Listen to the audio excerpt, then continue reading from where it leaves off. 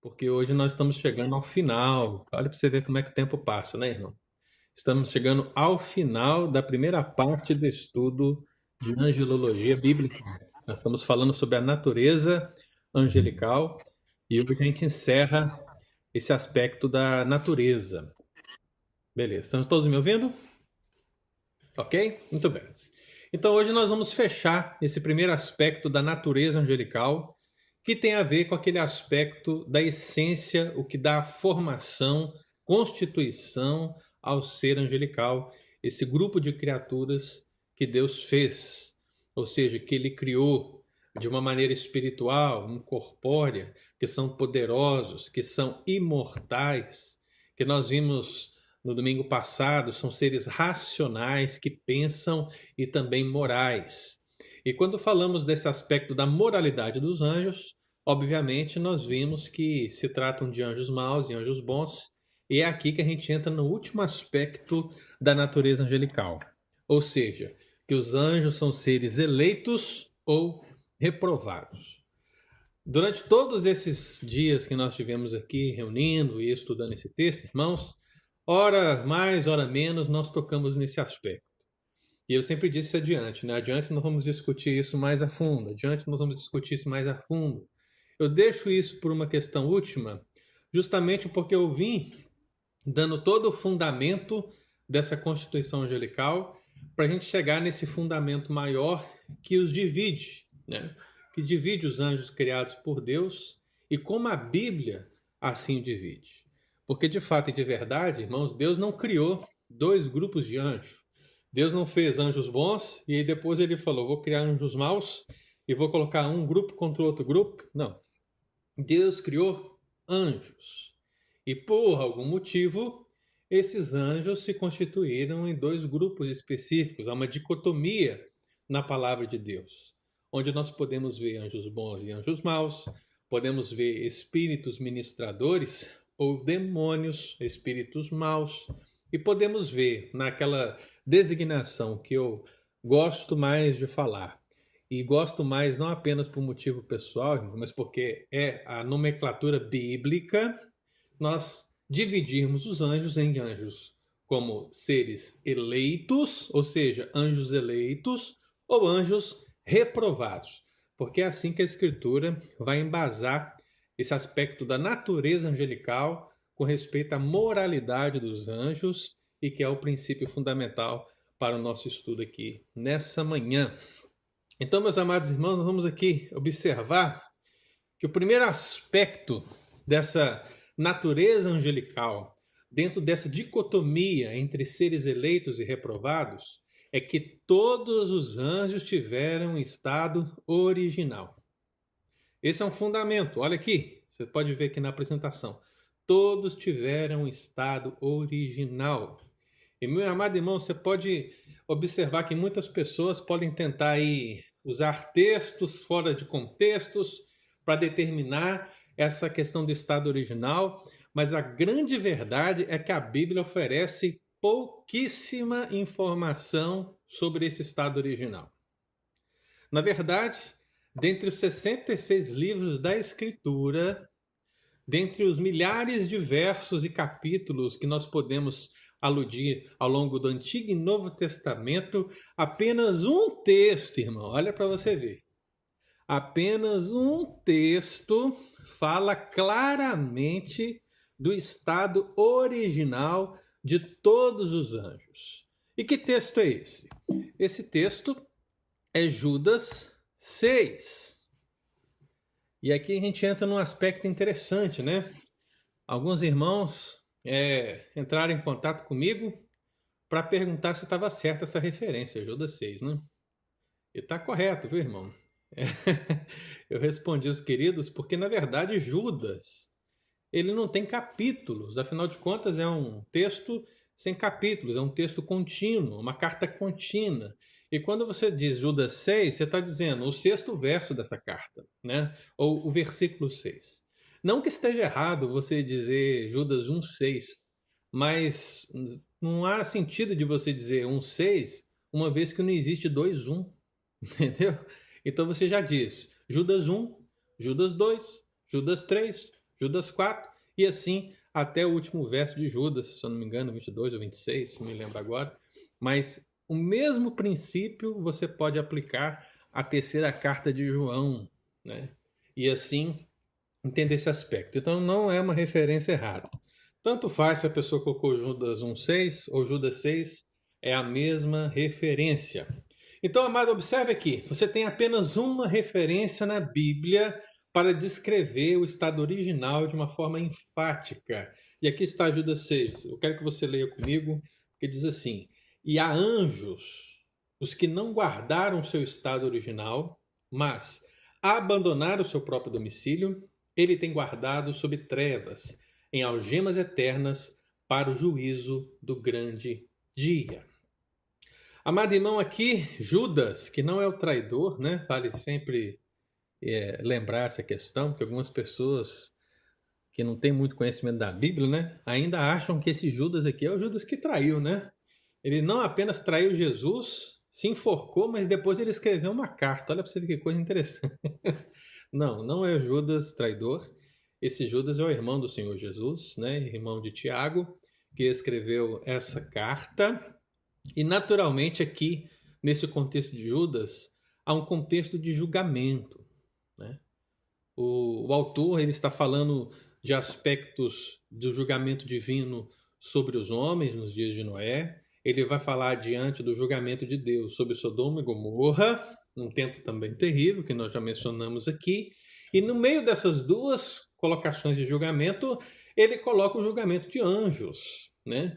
E ao falar do julgamento dos anjos, como diz o início do texto, e há anjos que não guardaram seu estado original, ele remete a essa expressão estado original, e ela aparece apenas aqui, irmão, apenas em Judas 6.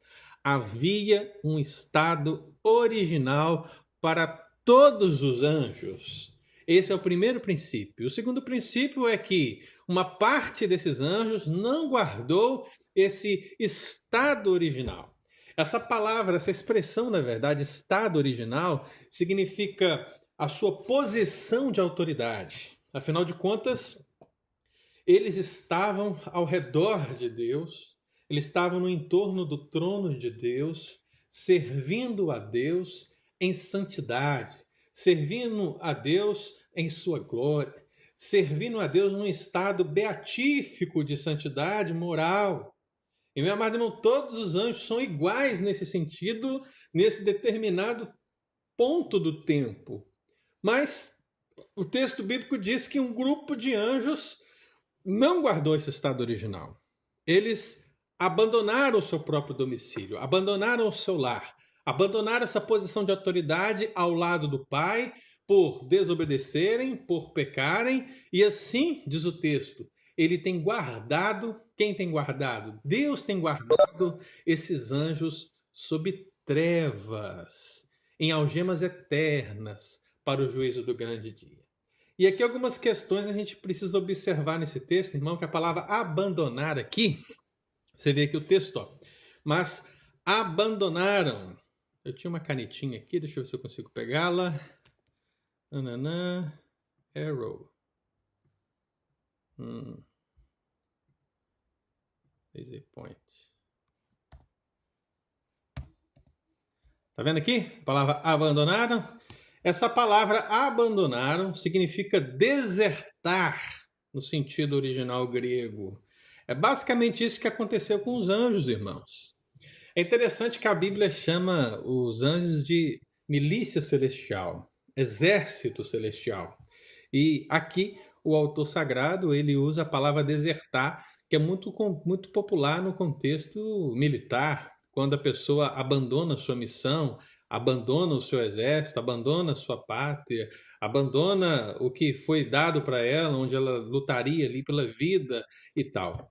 E essa palavra é usada aqui para os anjos, porque eles abandonaram, eles desertaram. E uma vez que eles desertam do exército celestial, eles passam a ter um outro rumo, passam a ter uma outra direção, passam a ter uma outra missão, passam a ter um outro senhor, um outro general, que não é mais o Senhor dos Exércitos, Deus Todo-Poderoso, mas o próprio diabo, Satanás, aquele que é o inimigo das nossas almas. Então eles abandonaram.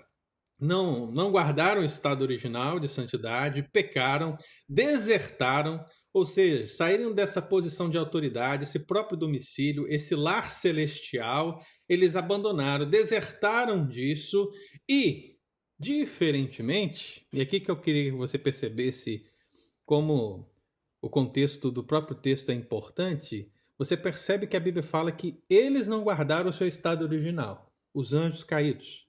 Né? Eles não guardaram, os anjos reprovados, eles não guardaram. Mas Deus guarda.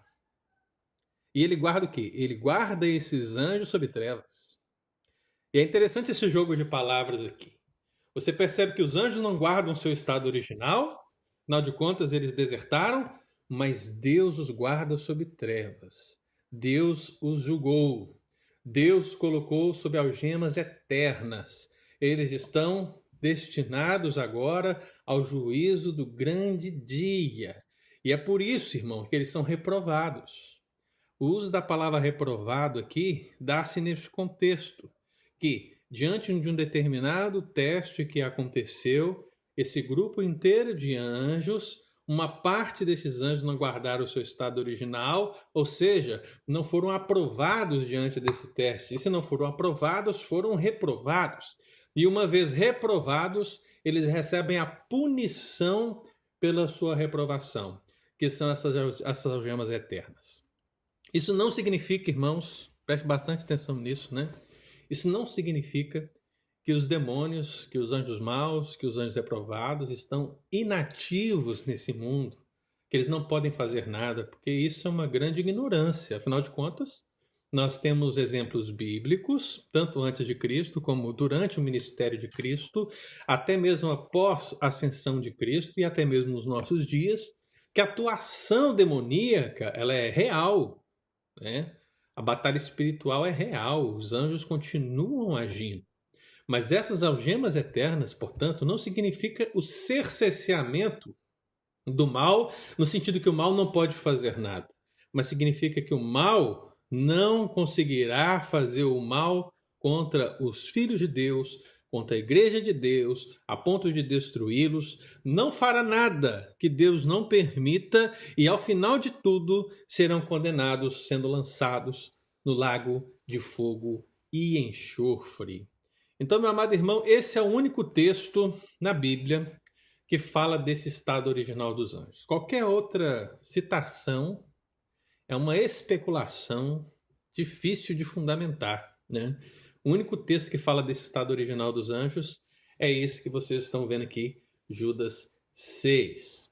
Então, qual é a proposição que temos em resposta a esse primeiro aspecto? Todos tiveram um estado original. Ora, se Deus criou todos os anjos igualmente, vamos dizer, numa maneira que nós possamos entender, se Deus criou todos os anjos moralmente bons, o que aconteceu? Então, o segundo aspecto é que houve um teste, que nós não sabemos qual foi, e que anjos pecaram. E aqui está o grande mistério, que nós não temos uma resposta clara na Bíblia. Deus criou os anjos moralmente bons, um estado beatífico, mas numa espécie de liberdade que eles tinham, alguns anjos escolheram pecar. Alguns anjos preferiram pecar. Pecando, foram reprovados. E uma vez reprovados, foram condenados. Então segue-se o princípio. Testados, pecaram, condenados. Essa que é a linha de raciocínio quando nós pensamos nessa questão dos anjos eleitos e reprovados. Há uma semelhança entre o universo angelical e o nosso, porque de uma mesma maneira, Adão e Eva foram criados moralmente bons, mas usando de uma liberdade que nós conhecemos como livre-arbítrio, eles pecaram. E uma vez que pecaram, eles morreram. E essa morte foi destinada a todos os homens, a todos os seus descendentes, e apenas em Cristo que nós retomamos a vida e podemos estar para sempre com Ele.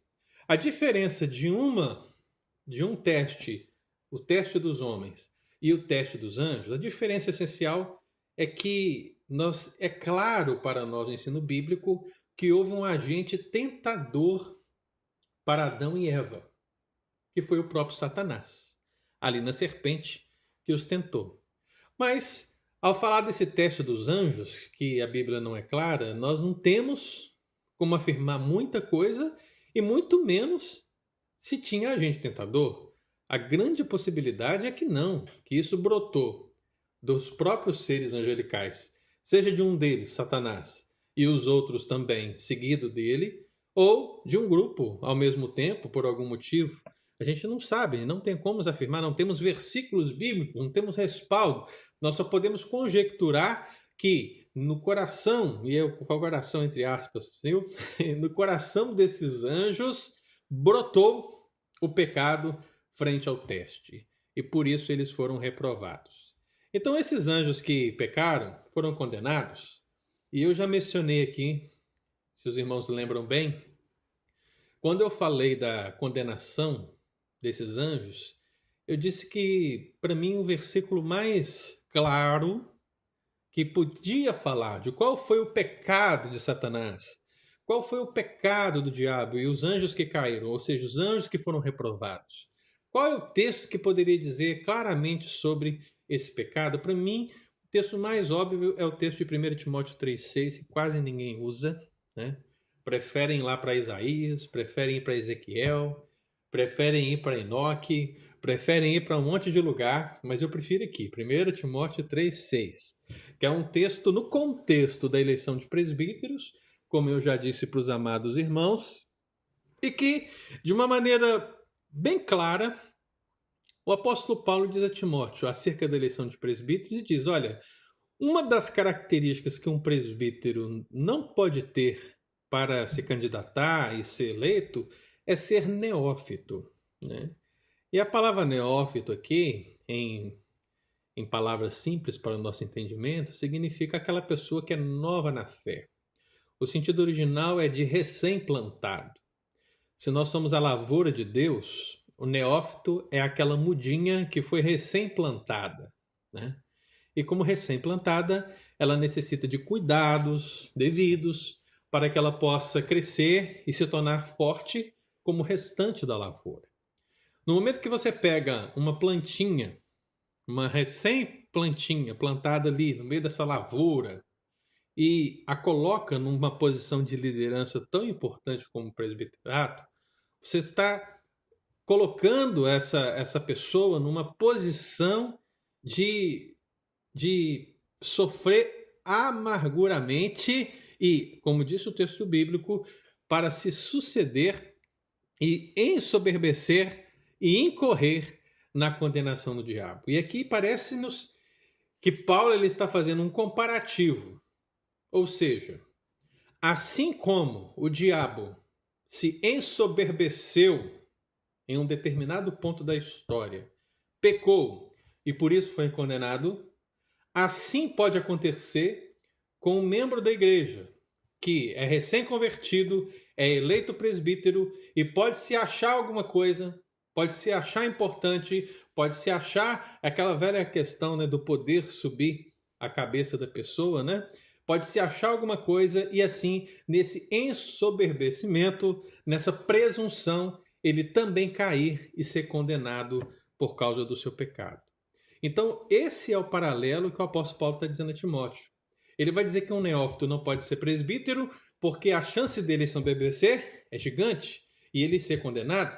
E assim foi com o diabo. É isso que o texto bíblico quer dizer. Então, eu acho que esse é o texto mais claro, irmão, possível para dizer do pecado daqueles anjos que foram chamados de reprovados. É interessante que aqui a palavra ensoberbeça, né, é uma palavra que dá a ideia de obscuridão, ou seja, ele é como se fosse cegado. E é interessante que as pessoas que são arrogantes, que são presunçosas, que são cheias de si, que o poder sobe a cabeça, o ditado popular já diz isso, né? Você conhece uma pessoa quando você dá poder a ela, né? Quando a pessoa não tem maturidade, humildade. Quando ela não tem as características necessárias para ter o poder nas suas mãos, essa pessoa ela deixa de ser um líder abençoado das mãos de Deus para ser um tormento na vida das pessoas. E a arrogância, ela é esse princípio fundamental que é observado. Então a pessoa ela fica obscurecida na sua posição. Ela se acha superior a todas as outras, ela se acha melhor que todas as outras, ela se acha a última bolacha do pacote, né? E isso eu tenho certeza, irmão, você observa na sua vida, você observa no seu contexto social, no seu trabalho, na igreja. A gente pode observar isso em muitos lugares. Por isso é que dar poder precisa ser o sentido de nós realmente termos cuidado. Por isso que quando vamos eleger presbíteros na igreja, nós temos que cumprir realmente ao máximo esses requisitos da palavra, porque colocar um presbítero numa posição de pastor do rebanho precisa ser uma atividade da igreja, no sentido de colocar as pessoas que verdadeiramente estão comprometidas, que estão realmente preparadas para conduzir o rebanho de Deus. Imagine só você ter um conselho na igreja, um conselho sábio, um conselho que não se ensoberbece, um conselho que não se arroga, um conselho humilde. E imagine você ter um conselho presunçoso, arrogante, que se acha alguma coisa, que se acha maior que os diáconos, que se acha maior que o pastor da igreja, que se acha maior que a própria igreja. Qual vai ser o resultado de ambas as igrejas, irmãos? Então, essa igreja ela pode ser amplamente abençoada com essa liderança abençoada e ela pode ser amplamente derrotada com essa liderança arrogante e presunçosa. Então, 1 Timóteo 3 vai dizer isso para nós. Mas eu queria que nós lêssemos outros textos. Vamos ler outros textos. Eu queria que os irmãos abrissem comigo que, na minha preparação para essa aula, eu resolvi acrescentar outros textos. Eu queria que você abrisse para mim Lucas 4. Lucas 4, e nós vamos ler aqui o versículo 6. Lucas 4, versículo 6. Nós estamos falando dos anjos que pecaram e que por causa disso foram condenados. Lembre-se, Deus tem guardado sob trevas. Essa expressão tem guardado, irmãos, é muito forte no texto porque ela seria talvez melhor traduzida como disse assim, eu guardo. Imagine o seguinte, irmão. Deus está dizendo, esses anjos que pecaram estão sob algemas eternas. Eu os guardo. O que isso significa? Eles não podem se libertar, meus amados irmãos. É Deus que os tem guardado. Eles não têm poder nenhum para sair dessas amarras eternas. Deus está prendendo todos eles. Lembre-se disso. Então, Lucas 4,6 vai dizer o seguinte. Disse-lhe o diabo, dar-te-ei toda essa autoridade e a glória destes reinos, porque ela me foi entregue e a dou a quem eu quiser. Olha só que coisa interessante, né? Jesus estava sendo tentado no deserto pelo diabo, e essa é uma declaração do diabo para Jesus diante das tentações que ele colocou ali. Olha, eu vou te dar essa glória toda. Eu vou te dar esse reino todo. E o que ele diz basicamente? Ele diz, porque ela me foi entregue. O que eu quero dizer aqui, irmãos? Nós estamos falando, qual foi o pecado? Qual foi o pecado desses anjos? Então a gente já falou de um primeiro indicativo. Esse ensoberbecimento do diabo e dos anjos reprovados. Né? Essa soberba, essa presunção que brotou no coração deles. Agora, o diabo está incorrendo num outro pecado, né? Qual é o pecado aqui? O pecado da mentira. Você vê que para Jesus, ele declara que ele recebeu os reinos deste mundo. Onde está escrito isso, irmão? Que o diabo, ele recebeu os reinos desse mundo e ele é o governante supremo e ele é o dono de tudo isso, que ele pode oferecer. Você já reparou na escritura que o diabo ele procura sempre distorcer o ensino bíblico? Distorcer a verdade de Deus? Não é à toa, daqui a pouco eu vou entrar naquele texto de João 8,44. Na verdade, vamos ler ele agora. João 8,44. Para eu somar com esse versículo, Eu vou pedir o Eudes, lê para nós João 8,44, porque você citou esse texto na aula passada e a gente vai comentar ela. João 8,44. Vós sois do diabo, que é vosso pai, e quereis satisfazer-lhe os desejos. Ele foi homicida desde o princípio e jamais se firmou na verdade, porque nele não há verdade. Quando ele profere mentira, fala do que lhe é próprio, porque é mentiroso e pai da mentira. Tudo bem, então vamos unir esse texto, João 8,44, com esse texto de Lucas 4,6, porque ele vai referendar justamente essa continuidade do pecado no meio desses anjos reprovados. Então você percebe que ele diz que o diabo é o pai da mentira. E ele fala que ele foi homicida desde o princípio. E parece que ele é mentiroso também desde o princípio. Por quê? Porque a mentira está inerente ao ser diabólico, né? Quando ele diz que os reinos deste mundo foram dados para eles, não há nenhuma afirmação bíblica de que isso é real. O dono, o rei, aquele que domina sobre tudo, de acordo com a Escritura, é outro. E o nome dele é Deus. Você vai encontrar vários textos bíblicos que dizem isso. Tudo pertence ao Senhor, né? Mas o diabo ele vem usurpar isso para ele. Uma vez que ele está aparentemente cegando as nações, uma vez que ele está conduzindo toda a esfera deste mundo, porque o texto de Efésios fala que o mundo anda no curso que o diabo está programando, nessa operação do erro que ele assim faz, ele acha que é dono, mas ele não é dono, irmão. Ele não é dono disso. Ele oferece a Jesus aquilo que ele não tem. É uma pura mentira. E essa mentira é a mesma mentira lá do princípio, quando ele disse para Adão e Eva. O que Deus disse? Aí Adão e Eva disseram que nós não devemos comer, porque se nós comermos, o que vai acontecer conosco? Nós vamos morrer. E o que ele disse? É certo que não morrereis. Olha aí a mentira.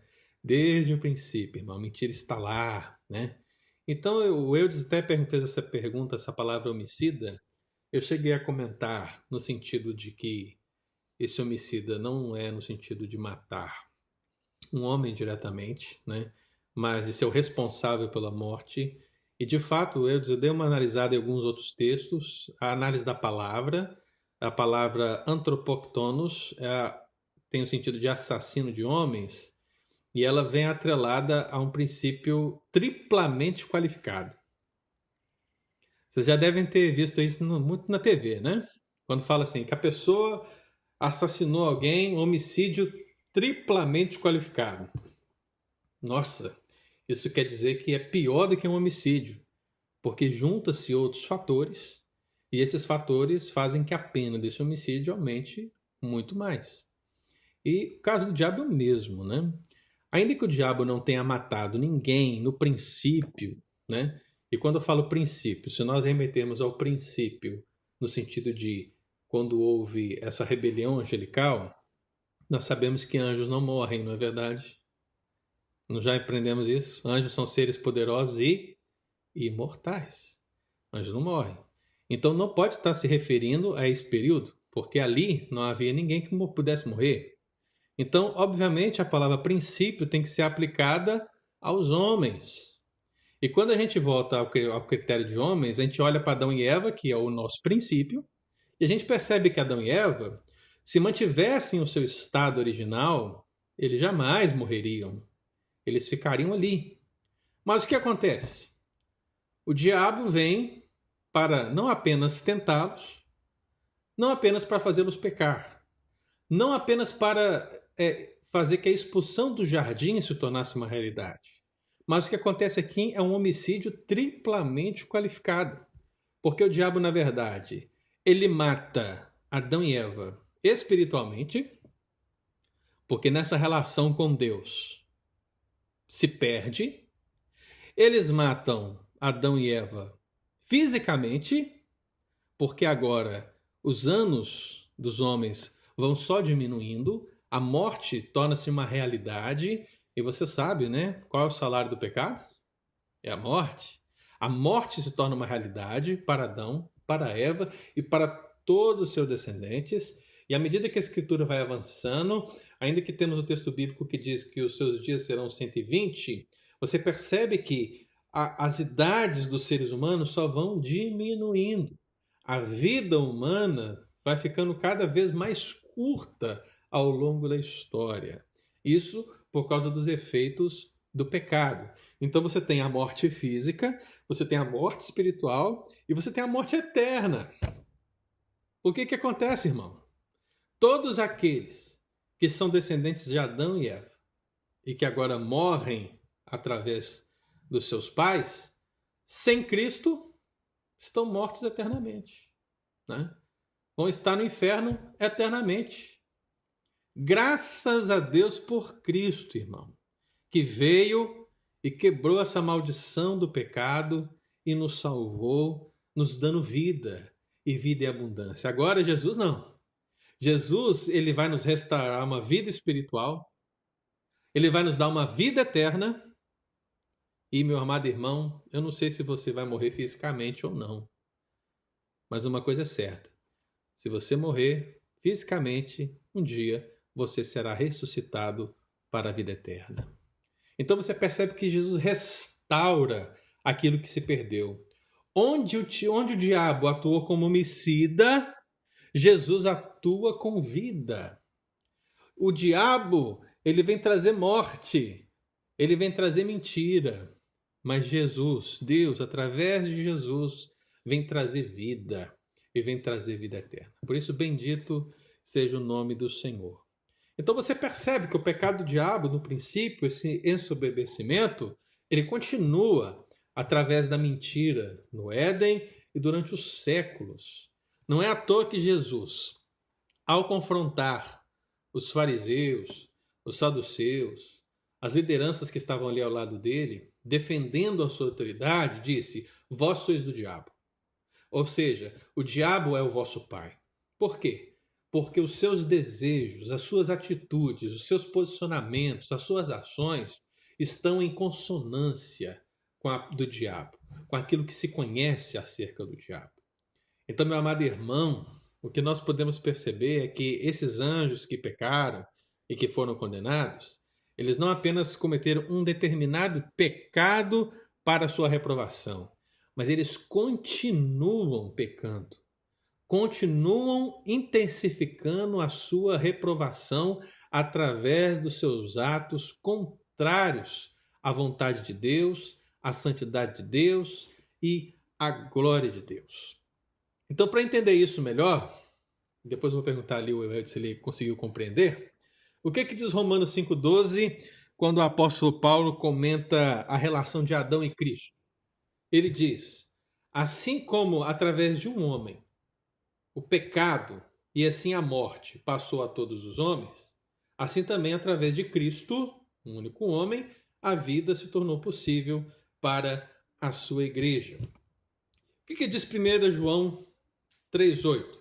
Aquele que pratica o pecado procede do diabo, porque o diabo vive pecando desde o princípio. Você percebe, né? Aqui João falar que ele peca desde o princípio, ele pode estar se remetendo tanto ao contexto de Adão e Eva, quando ele estava ali tentando Eva e Adão dizendo que eles não morreriam, como pode ser também interpretado no contexto anterior do teste, quando ele ensoberbeceu, presumiu alguma coisa e pecou. E aí, para fechar essa relação, para fechar essa linha de raciocínio, você abre Hebreus 2. Aí eu vou pedir para você abrir agora Hebreus 2, e nós vamos ler aqui o versículo 14, 15 e 16. Hebreus 2, 14, 15 e 16. Hebreus 2, 14, 15 e 16. Todo mundo chegou aí? Muito bem. O texto está falando de um Jesus coroado, né? Um Jesus que está no domínio sobre todas as coisas. E ele está falando sobre essa relação de Cristo com a igreja, e ele acrescenta um aspecto de angelologia aqui, porque diz assim, Hebreus 2, 14. Visto, pois, que os filhos têm participação comum de carne e sangue, destes também ele igualmente participou, para que por sua morte, ou seja, pela morte de Cristo, destruísse aquele que tem o poder da morte, a saber, o diabo. Então olha aí, Eudes. Ele é homicida, né? Ele tem o poder da morte, por quê? Porque desde o princípio, através da sua tentação em Adão e Eva, ele operou a morte a toda a humanidade. E o que Jesus fez? Jesus vem para destruir as obras do diabo, ele vem para destruir aquele que tem o poder da morte, a saber, o diabo. Versículo 15. E livrasse todos que pelo pavor da morte estavam sujeitos à escravidão por toda a vida. Ou seja, todos nós estávamos escravos dessa realidade e Cristo pode verdadeiramente nos libertar. Aí vem a parte interessante, né? Versículo 16. Pois ele, quem? Cristo, evidentemente não socorre anjos, mas socorre a descendência de Abraão. Pescou, irmão? O que isso quer dizer? Quando o autor sagrado ele coloca essa questão que Cristo não socorre os anjos, significa aquilo que já mencionamos, que os anjos já estão julgados, que esse teste os separou entre anjos eleitos e reprovados, e que o sacrifício de Cristo não interfere nessa relação. O sacrifício de Cristo não é para os anjos, não é para socorrer anjos. Jesus ele não morreu para salvar os demônios dessa condição. Jesus morreu para salvar a descendência de Abraão. E quem é a descendência de Abraão? Somos nós, é a igreja, é o povo eleito do Senhor, chamados de todas as nações, tribos, raças, línguas. Nós somos os descendentes de Abraão. Jesus veio para nos salvar. Ou seja, nós estávamos condenados, sim, desde o princípio, por causa dessas artimanhas diabólicas e pela queda de Adão e Eva. Mas agora, através de Cristo, nós somos socorridos, né? O diabo não. O diabo não tem socorro. O diabo já está julgado. O diabo já está condenado. Seus anjos já estão condenados. Eles já estão sob algemas eternas. Deus os guarda nessas algemas. E nós esperamos o dia onde esse julgamento final ocorrerá e os anjos, o diabo, a besta, o falso profeta, o anticristo, os ímpios, todos serão lançados no mesmo lugar, no lago de fogo e de enxofre. Então, meu amado irmão, esse texto talvez venha coroar e finalizar essa questão para nosso entendimento. Eudes, deu para entender aí, Eudes? Essa questão do homicida? Deu, eu só. Desculpa aí te corrigir, pastor.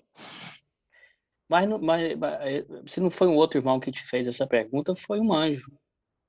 Não fui eu, não. Foi, rapaz. Você perguntou Não. sobre homicida? Não, eu até pensei nisso hoje, cara, mas eu não fiz. Por isso que eu tô falando, se nenhum outro irmão te fez, foi um anjo. Olha aí, vamos fazer o seguinte, hein? Agora, se eu mandei escrito, nossa mãe, eu esqueci mesmo, mas eu não fiz. Não, mas você fez sim. Você fez sim, sobre homicida. O que eu falei? entendi... Não, aquele dia que eu falei, desculpa, o pastor, tudo bem, mas foi ótimo. Eu acho que eu iria fazer essa pergunta sobre homicídio hoje, né? Mas eu falei sobre a questão da queda do diabo, né? Que você talvez ia falar depois, não era isso? Também. Mas você perguntou sobre o termo homicida. Eu perguntei, não, eu tô velho mesmo, desculpa. Perguntou. Não, desculpa não. Eu tava esperando que eu não queria te interromper. E a resposta tá aí, meu irmão. É só banquete, entendeu? Não, ótimo. Eu acho que foi ótimo. Eu não lembrava que eu tinha citado essa questão do homicídio. Você devia pedir perdão por não me convidar para almoçar, algumas coisas pois assim. É. Isso aí não. Amém, irmão? Amém, obrigado. Eu tô velho mesmo. Então vamos prosseguir para essa condenação de Deus aqui. 2 Pedro 2,4. Vamos abrir lá. 2 Pedro 2,4. Então perceba, os anjos tiveram um estado original, houve um teste, esses anjos que pecaram, essa soberba, essa presunção, por algum motivo ela cresceu, houve essa queda, e os anjos que pecaram foram condenados. Essa condenação ela pode se ver desde o princípio, onde o pecado é quanto mais. Aqueles que se presumiram, que se ensoberbeceram, agora mentem. Agora continuam sendo a representação angelical do mal, né?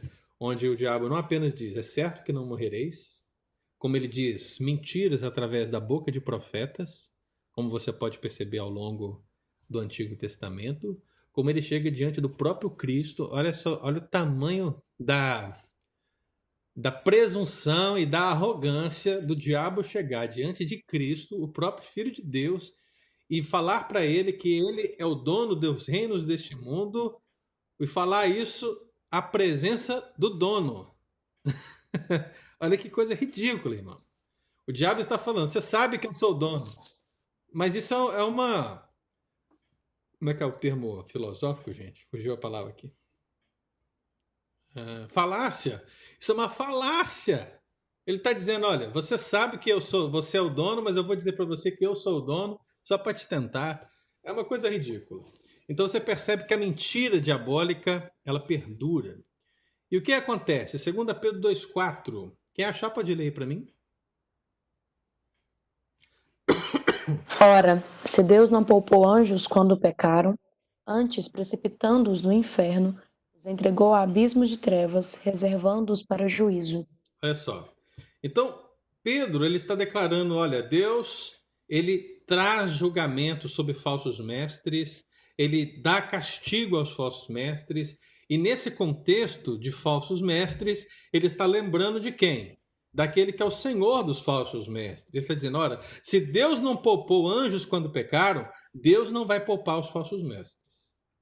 Percebeu a comparação? Então, isso é um julgamento terrível para aqueles que são falsos mestres, operam falsos ensinos no meio da igreja. Porque ele está dizendo, olha, Deus não poupou anjos. Deus não poupou o diabo e os anjos que caíram com ele.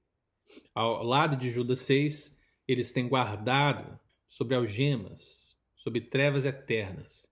E se Deus fez assim com esse grupo reprovado de anjos, pode ter certeza que ele fará contra esses falsos mestres que se estão levantando na igreja, proferindo heresias contra o próprio Cristo.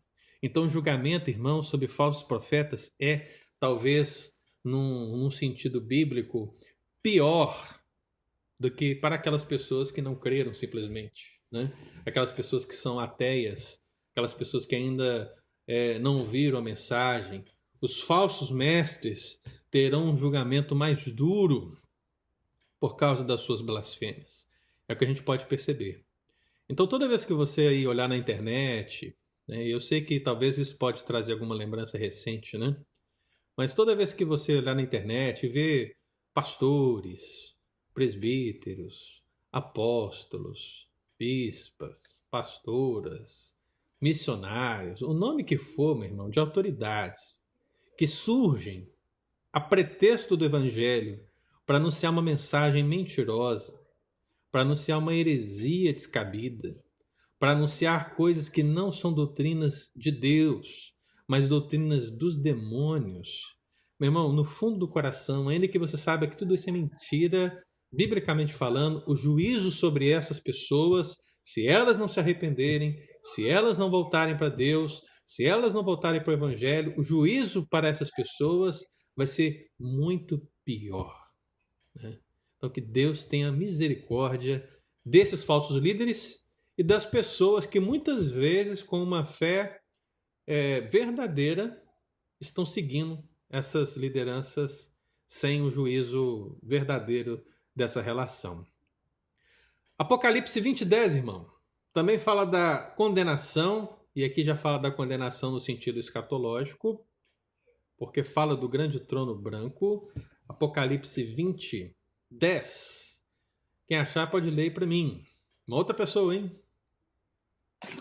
E o diabo que os enganava foi lançado ao lago do fogo de enxofre, onde estão a besta e o falso profeta.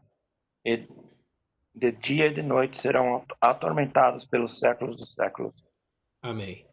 Você percebe o seguinte, irmão. Quando Judas 6 fala que Deus os tem guardado sob algemas eternas, ele está falando mais ou menos no nosso contexto atual.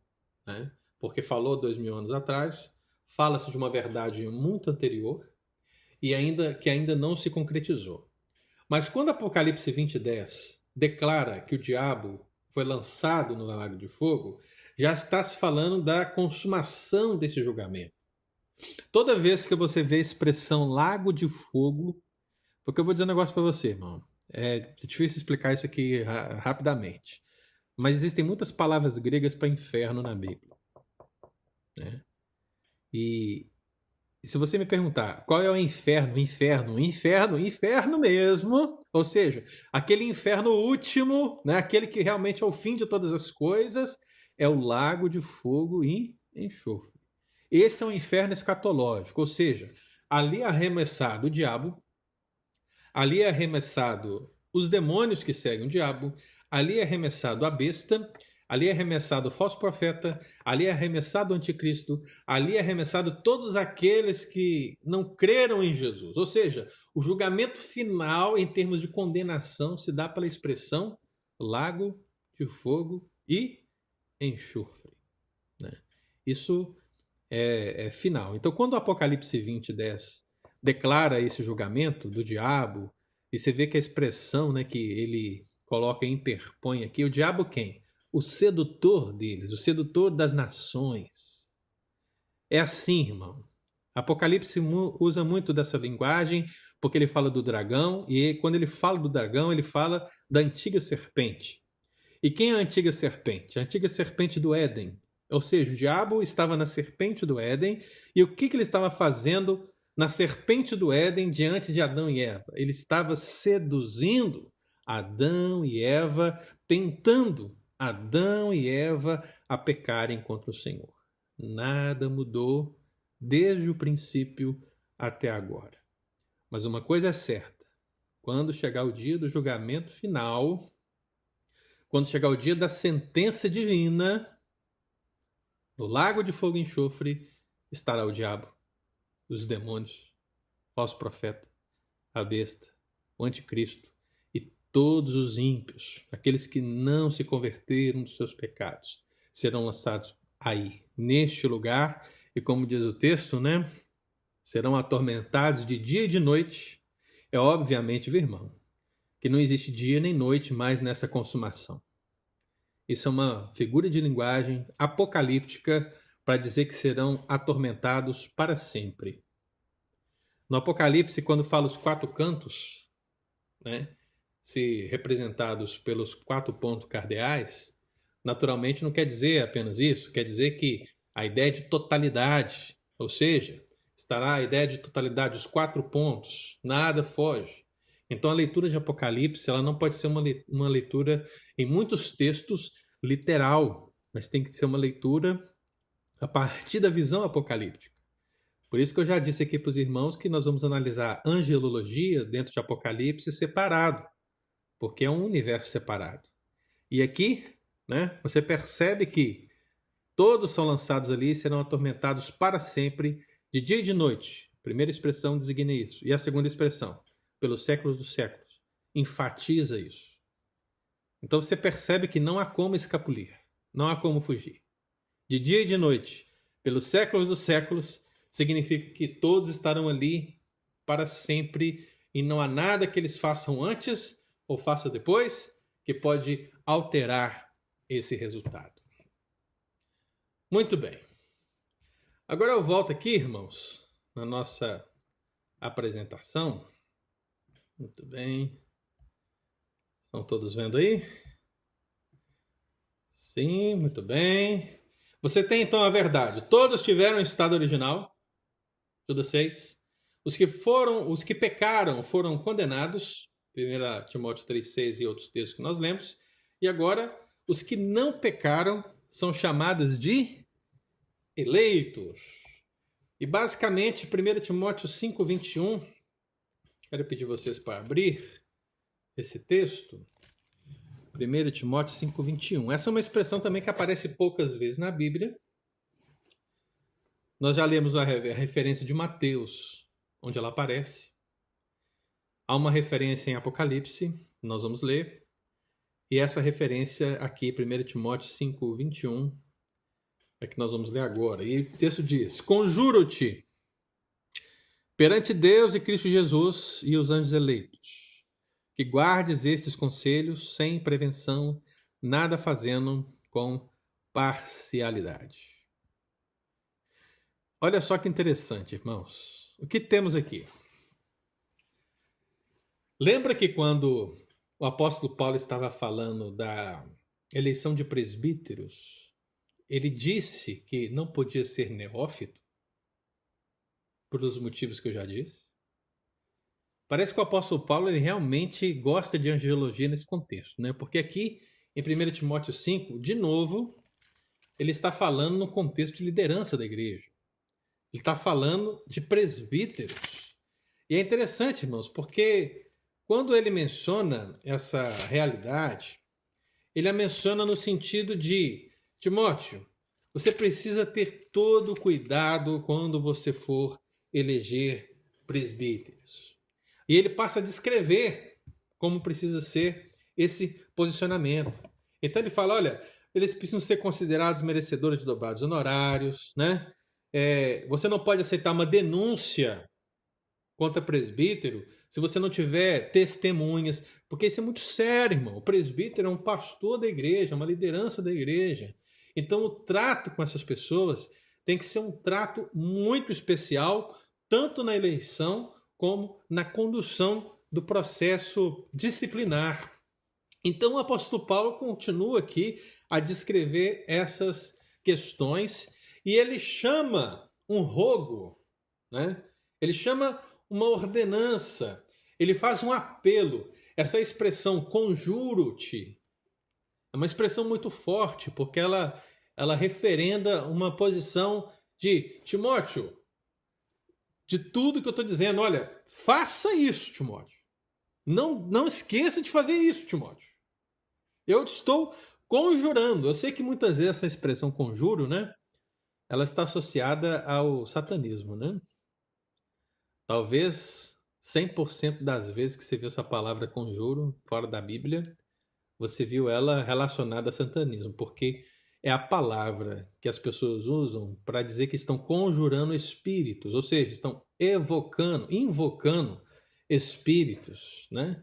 Mas não é o sentido bíblico, ok, irmão? O sentido bíblico para conjurar significa o ordenar, né? Com um apelo ordenador, no sentido de, olha, faça isso de qualquer maneira.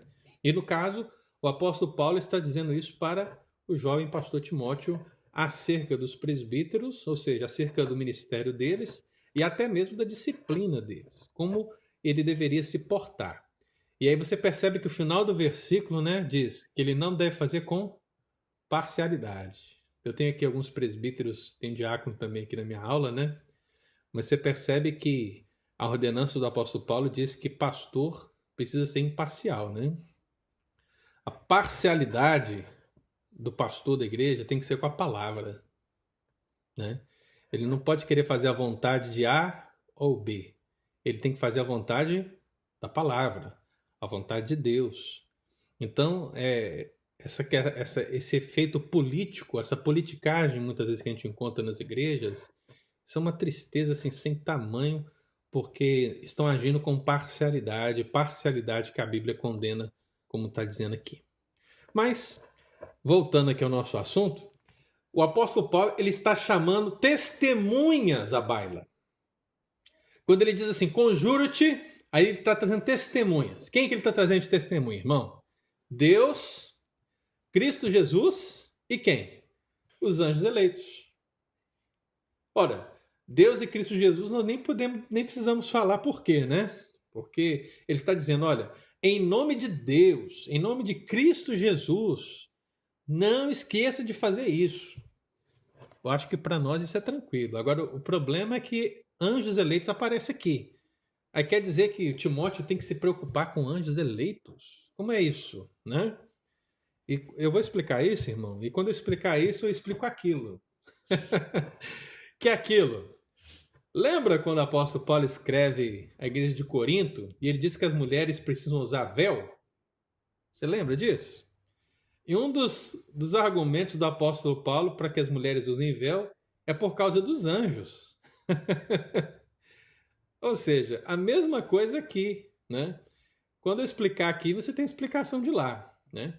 Qual que é a ideia essa? Por causa dos anjos. O que isso quer dizer? Por que Paulo está conjurando, ordenando e colocando os anjos eleitos como testemunha? Porque, meu amado irmão, os anjos eleitos, eles estão, como eu já disse aqui naquele aspecto da racionalidade, eles estão vivenciando o ministério da igreja. Eles estão vivenciando o que Deus está fazendo através da igreja, o plano salvífico de Deus através da igreja. Eles estão aprendendo com tudo isso. Os anjos são testemunhas oculares do que está acontecendo no mover da igreja, na missão da igreja, no plano da igreja. E perceba que não é anjos no sentido de qualquer anjo, mas os santos anjos. Aqueles que são santos, separados, eleitos. Esses que estão a serviço de Deus e a serviço da igreja, porque eles são ministradores dos eleitos. Ele coloca os anjos aqui porque ele quer que Timóteo entenda o tamanho da responsabilidade que ele tem como pastor na condução da vida da igreja. E dos presbíteros, ele chama Deus, Cristo e os anjos eleitos como testemunha. Então ele diz, olha, Timóteo, lembre-se o seguinte, tudo que você for fazer, faça sem parcialidade. E faça por isso, faça porque Deus está te vendo. Faça porque Cristo está te vendo. Faça porque os santos anjos estão vendo o que nós estamos fazendo com o reino de Deus. Perceba o tamanho dessa ordenação, né? Ele está chamando os anjos como testemunhas desse julgamento que Timóteo tem que fazer. Qual julgamento? Tanto o julgamento no sentido da eleição dos presbíteros, dizer realmente, olha, você está preparado ou você não está preparado. Você percebe, irmão? Porque para um pastor chegar para um candidato a presbítero e dizer, olha, você não está pronto, você não cumpre alguns requisitos essenciais. Esse julgamento que o pastor faz, ele tem que fazer com temor e tremor, na presença de Deus, na presença de Cristo, sabendo que até mesmo os santos anjos são testemunhas do que ele está fazendo, do que ele está realizando no reino de Deus.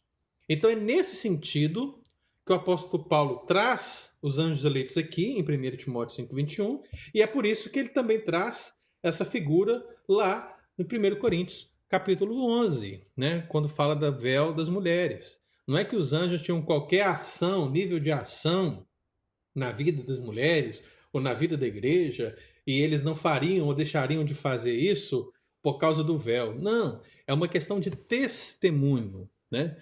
Porque eu não sei se você sabe, mas eu espero que sim, você já sabe disso, né? Os anjos também serão testemunhas do grande julgamento de Deus. Nós estaremos lá, ao lado de Cristo, ao lado do Pai, estaremos julgando os anjos, como nós já vimos, os anjos reprovados, e os anjos eleitos serão testemunha de todas essas situações. Então, chamar os anjos, nesse sentido, significa chamar como testemunha, observar que eles estão observando e que nessa observância eles também estão aprendendo com a multiforme sabedoria de Deus. Muito bem. Por isso que eu peço para todos aí abrirem comigo Apocalipse 14:10. Apocalipse 14:10, porque é justamente isso que diz o texto. Quem achar a primeira aí pode ler para nós. E também este beberá do vinho da cólera de Deus, preparado sem mistura do cálice da sua ira, e será atormentado em fogo e enxofre, diante dos santos anjos e na presença do Cordeiro. Aí perceba que João, ao perceber a visão, ele percebe os santos anjos do Cordeiro na mesma perspectiva, de testemunhas. Testemunhas de quê? Do sofrimento, ou seja, todos estarão sofrendo. Quando falo todos aqui, todos aqueles que eu já mencionei, né? O diabo, o Satanás, os anjos, os ímpios, a besta, o falso profeta, todos estarão em tormentos e são testemunhas desse julgamento quem? Os santos anjos e o Cordeiro. Tudo isso acontece à sua presença. Esse é o sentido da visão. Então a gente chega aqui no final dessa série de estudos da natureza angelical. E o que nós vimos, irmão?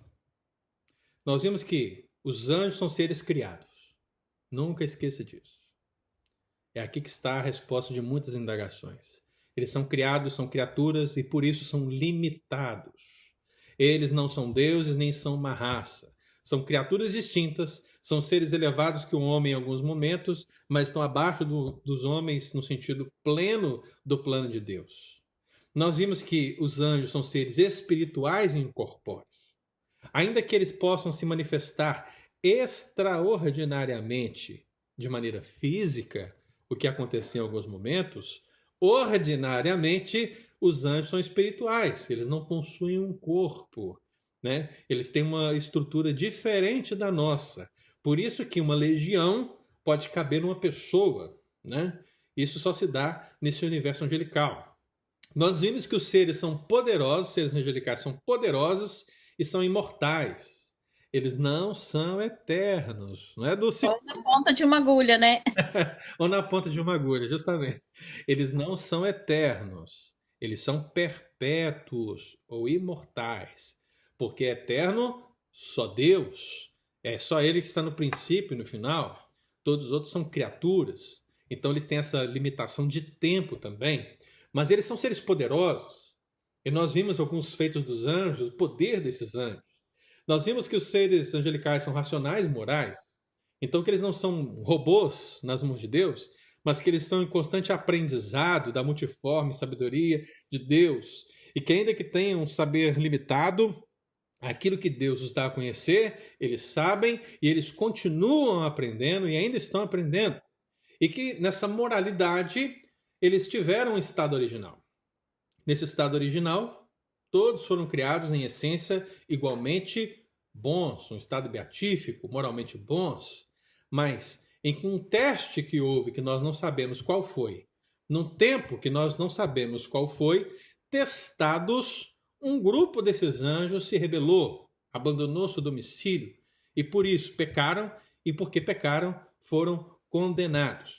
E uma vez que isso acontece, os anjos agora passam a ser declarados num aspecto dicotômico.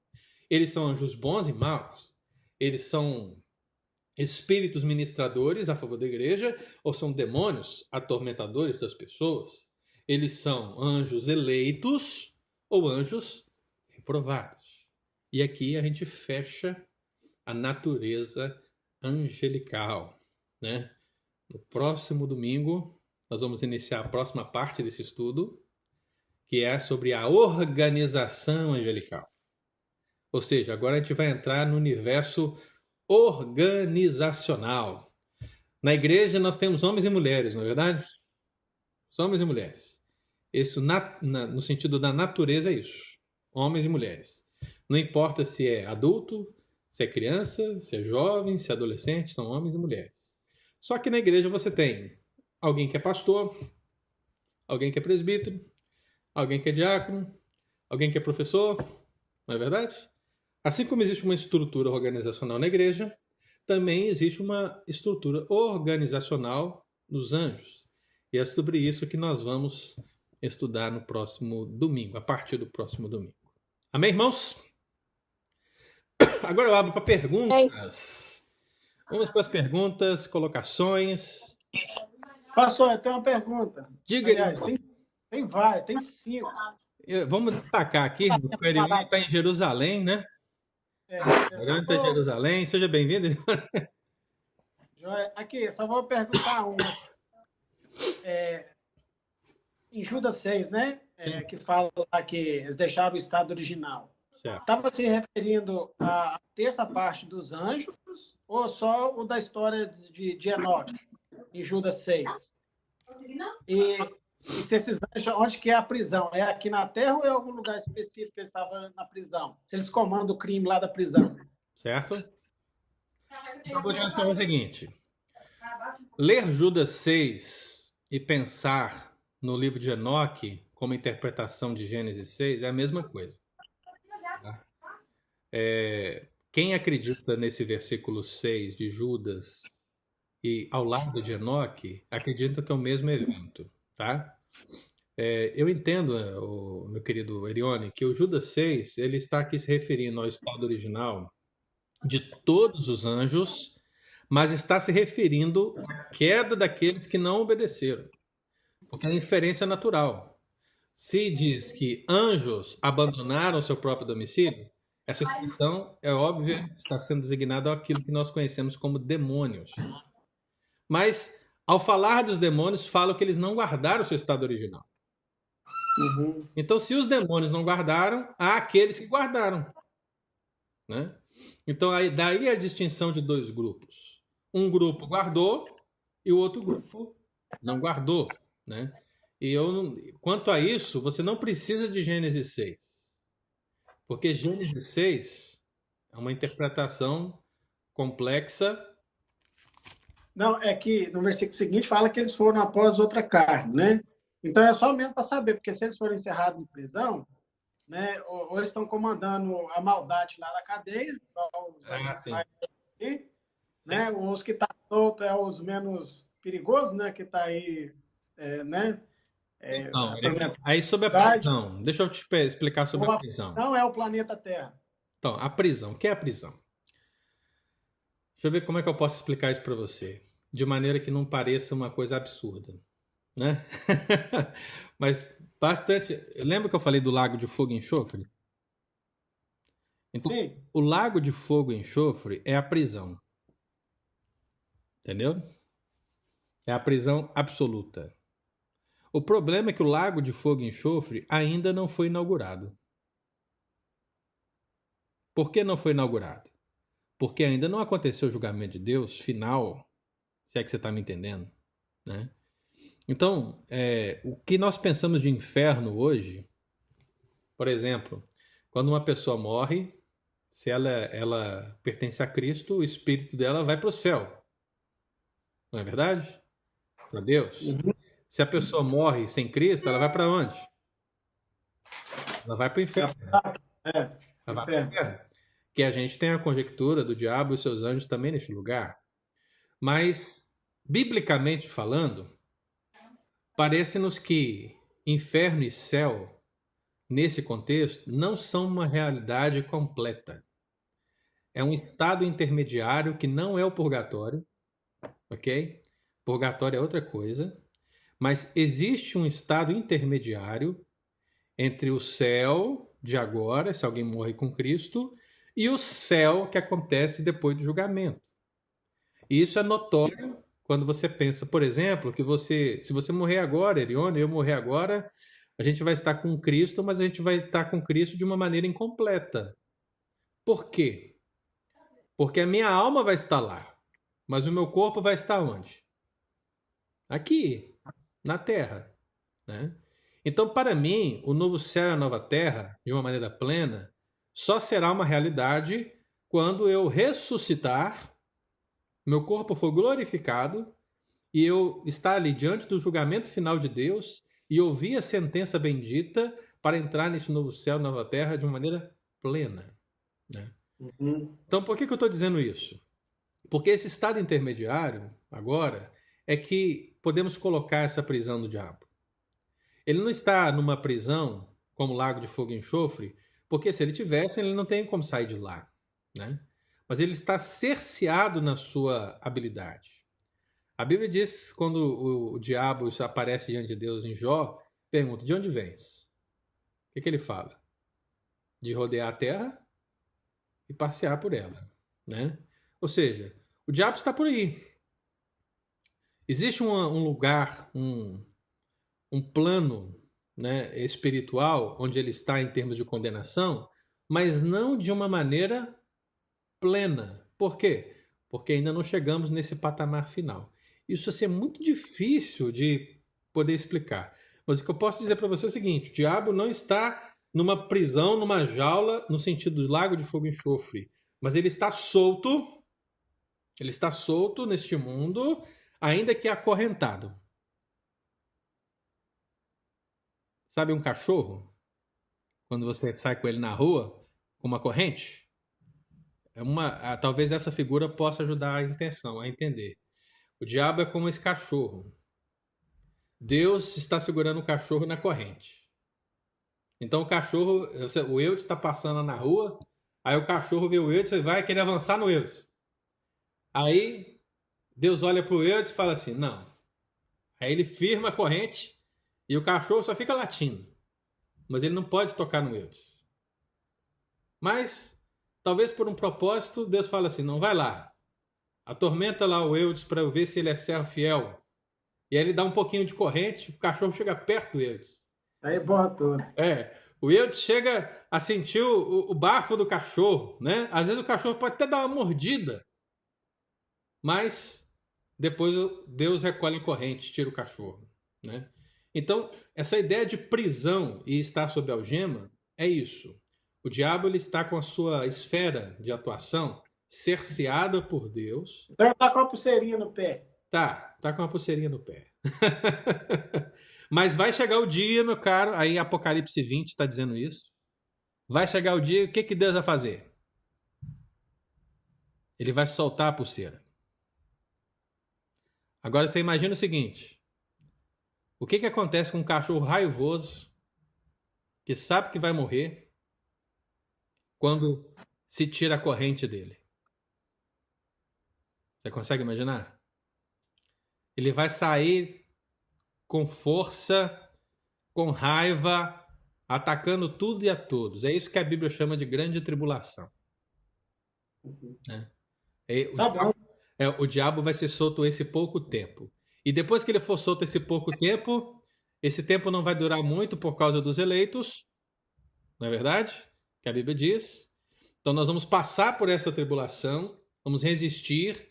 Deus não vai permitir que seja muito tempo por nossa causa. E quando ele vier, ele vai pegar esse diabo que foi solto por pouco tempo, vai pegar o sedutor deste mundo, vai pegar os demônios, vai pegar a besta, vai pegar o falso profeta, vai pegar o anticristo, e aí sim vai lançá-los nessa prisão eterna. Esse lugar preparado para eles, que é o lago de fogo e enxofre. Eu não sei se eu consegui ser claro, mas é um assunto bem difícil, viu? Tá bom. E porque eu vejo também lá no eu vejo que também é referente, né, aos acontecidos lá. Elas usam o véu por causa dos anjos, questão de reverência que os anjos caídos fizeram. Tipo assim, estou baseando isso numa história extra-bíblica, no livro de Enoque, que até fala lá que é a questão do homem, a mulher foi feita para o homem, e essas coisas assim, né? Então a mulher deveria usar o véu, questão de reverência aos anjos eleitos, porque os que os anjos caíram fizeram com... Né? Isso, aí você, por melhor palavra do que reverência, não usa a palavra referência, porque a palavra reverência é uma palavra que biblicamente é utilizada mais para Deus, né? Mas use a palavra como símbolo de obediência. Porque o que os santos anjos... Quem está aberto aqui, gente? Espera só um minutinho, Kisney. O que a Bíblia fala em 1 Coríntios 11? Você já percebeu que os santos anjos, eles são obedientes. Então, para a mulher colocar o véu na cabeça com essa questão dos anjos, significa elas devem ser obedientes, ou seja, esse princípio de reverência que você falou, significa, assim como os santos anjos são obedientes, né? Você também seja obediente no sentido a ser submissa. Então, é esse que é o princípio. Eu só acho que a gente poderia evitar o termo reverência, porque a gente sabe que diante de anjos a gente não deve ter reverência no sentido de prostrar e adorar, né? Kisney. Pode falar, Kisney. Pastor, eu queria só perguntar uma coisa aqui. Nós, presbiterianos, nós somos amilenistas, correto? Sim e não. Eu quero fazer essa pergunta. Sim, pode fazer. Você colocou uma situação aí em que eu estou aqui agora com meus neurônios queimando. Sim. Quando você disse que a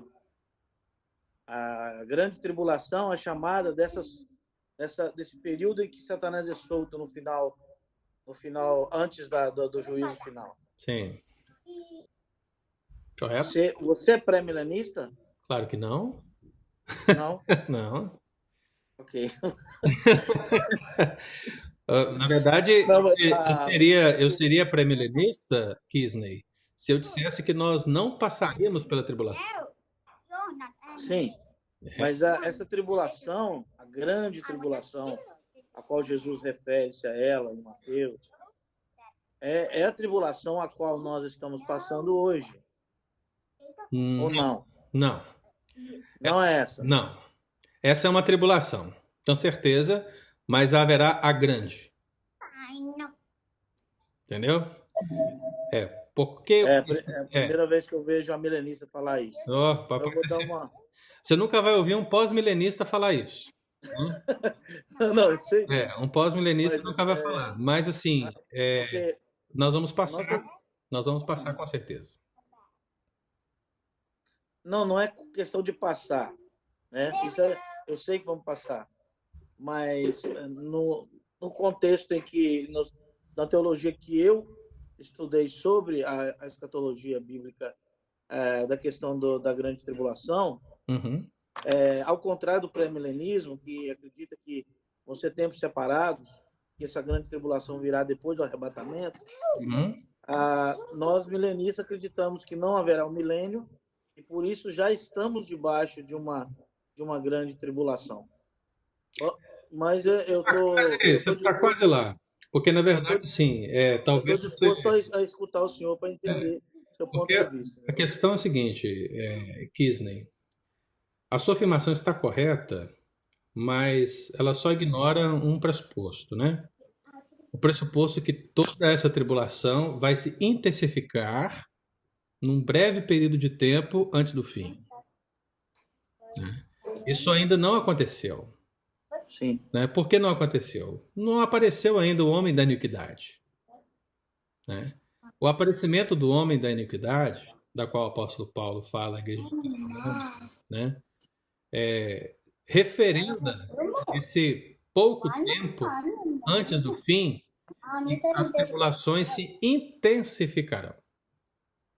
Quando você pega o sermão de Jesus sobre a grande tribulação, muitas coisas do sermão de Jesus sobre a grande tribulação já aconteceram, estão acontecendo e ainda vão acontecer.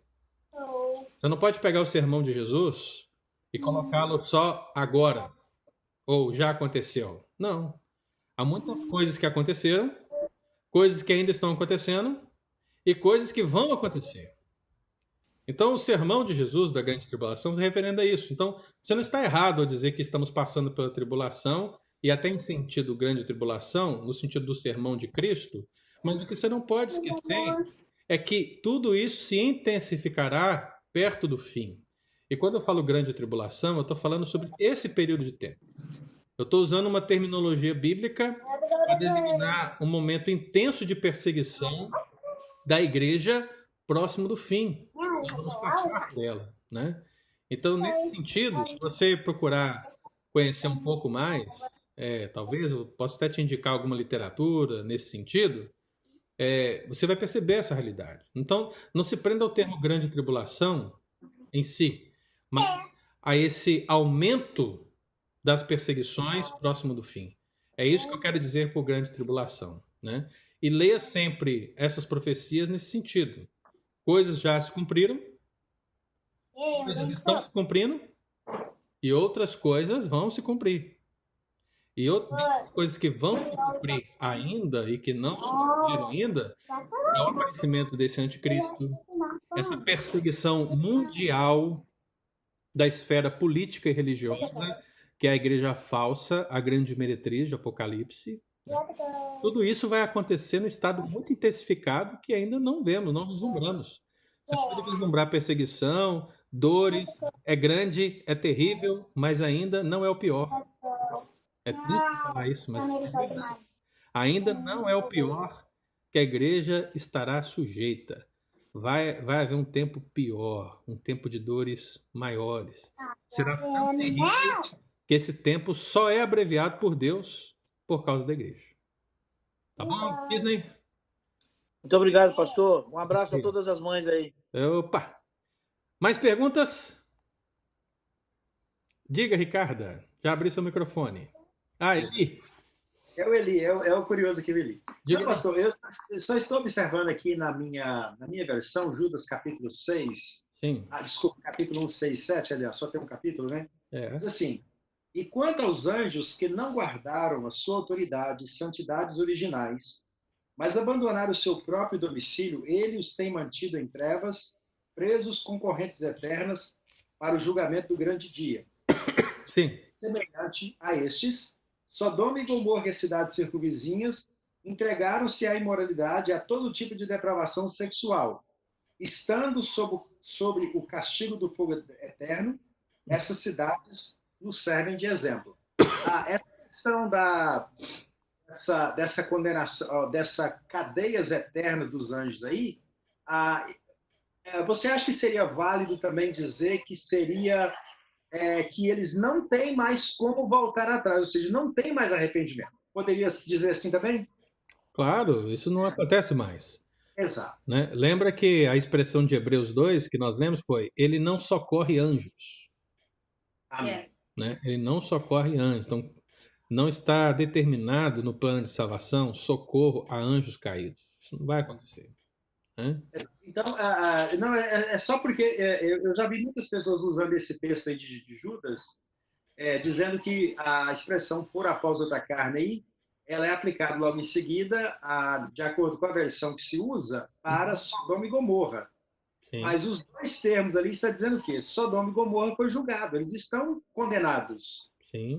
Os anjos também estão em cadeias eternas. Não que eles estão presos agora, ou seja, já estão condenados. É o que Jesus mesmo falou, né? Que Satanás e seus anjos, o fogo eterno, eterno, né, foi preparado para eles. Né? Na verdade, você percebe que Judas está dando 3 exemplos de condenação. Né? Ele está dando um exemplo das pessoas que estavam na saída do Egito. Ele está dando exemplo dos anjos caídos e está dando um exemplo de Sodoma e Gomorra. São 3 exemplos de condenação. Se nós fôssemos trazer isso para o contexto da igreja, quando você... Isso é assunto para o pastor Pedro na EBD 1, tá? Você chega lá na EBD 1 e você fala, o pastor Ângelo disse, né? Mas a EBD 1 é o seguinte, a mesma coisa acontece com a igreja, porque o que temos em termos de igreja? Nós temos que a salvação, dentro da nossa igreja, nós acreditamos na salvação, que Deus tem um povo para si, ou seja, um povo eleito, né? Todos foram condenados em seus pecados, mas Cristo resolveu salvar, amar um povo para si. Né? Essa salvação ela vai acontecendo ao longo da história. Né? Ou seja, Deus vai os alcançar infalivelmente. É por isso que eu estou salvo aqui agora, você está aí salvo agora, nossos avós foram salvos, né? No passado, e assim podemos dizer sucessivamente até o dia que Deus vai voltar e buscar a sua igreja. Então essa salvação ela vai acontecendo no processo da história. Mas o que Cristo diz? Ele diz, aquele que crê em mim já está julgado. Você já deve ter lido isso na Escritura. Então, ainda que a gente possa perceber que o plano de Deus, o salvífico de Deus, está acontecendo ainda na história, a grande verdade é que aquele que crê em Cristo já está salvo, né? E é claro, irmãos, crer em Cristo não significa dizer simplesmente eu creio em Cristo, né? Não. Esse crer em Cristo envolve toda uma relação mais profunda, né? Mas aquele que realmente, definitivamente, teve sua vida transformada, lavada e remida pelo sangue de Cristo, vive para Ele, para a glória dele, essa pessoa já está julgada. Tanto que, se ela morrer, ela vai para o céu, né? E se uma pessoa morre sem Cristo, ela vai para o inferno. Né? Ainda que não plenamente. É um julgamento que já existe dentro dessa realidade. Então você percebe isso na esfera angelical, que não tem como mudar, e você também observa isso na esfera humana. Dentro do plano eterno de Deus, não há como mudar. Os eleitos que ele amou, ele vai salvar infalivelmente. Nenhum vai se perder. O João 10 é uma mentira. O que diz João 10? O que Jesus falou? As ovelhas estão onde? Na sua mão. Ninguém as arrebatará dela. Eu amo esse versículo. Ninguém pode tirar. Então, você entendeu? Essa eleição da igreja é isso. O plano de Deus vai ser infalível também na vida da igreja. Nenhum vai se perder. E eu estou falando aqui, irmãos, em aspectos eternos. Não estou dizendo de caminhos do dia a dia, porque geralmente quando eu falo isso, alguém levanta e fala: pois é, pastor, mas o meu primo estava lá na igreja, ele se desviou, e aí, ele está na mão de Jesus ou não? Ele vai voltar ou não? Isso é outros 500, irmão. Né? Isso é outros 500, para ser analisado em outra situação, de uma outra maneira. No aspecto do plano redentivo de Deus, aquela ovelha, aquele povo que está na mão de Jesus, ninguém pode arrebatar da mão do Senhor. Ninguém. Por isso que Paulo disse lá em Romanos: nada pode nos separar do amor de Cristo, do amor de Deus que está em Cristo Jesus nosso Senhor. Nem a morte, nem a vida, nem os principados, nem potestades, nem qualquer outra criatura pode nos separar do amor de Deus. Amém? Amém. Mais perguntas?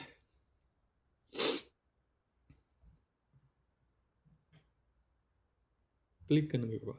Mais ninguém? Fechou? Muito bem. Amém, queridos irmãos? Amém. Fechamos, então, a primeira parte, né? E eu conto com a presença de todos aí no próximo domingo para a gente iniciar essa nova aventura, né? Acerca da organização dos seres angelicais. Vai ser muito bom, vai ser muito proveitoso. Amém. E eu espero todos vocês lá em nome de Jesus. Amém, pastor. Amém, obrigado. Lembrando, os queridos, que hoje o programa Night Aniversário seu essa semana, né? Oi? Feliz aniversário, foi aniversário seu essa semana. Rapaz, foi, fiquei mais velha. Fiz 23 anos. Fiz 23 anos. 50. Mentira, 50. 17? Não, 40, né não? Foi 50. 23, 50? gente. 23. 23 anos atrás, né, pastor? 23 anos atrás? Deixa eu ver. Quase isso, viu, Dulce? Quase isso. Amém, amados? Deus abençoe. Amém. Obrigada. Deus abençoe, irmãos. Ótimo domingo para todos. Obrigada, pastor. Obrigada, pastor. Obrigada, pastor. Bom dia. Bom dia.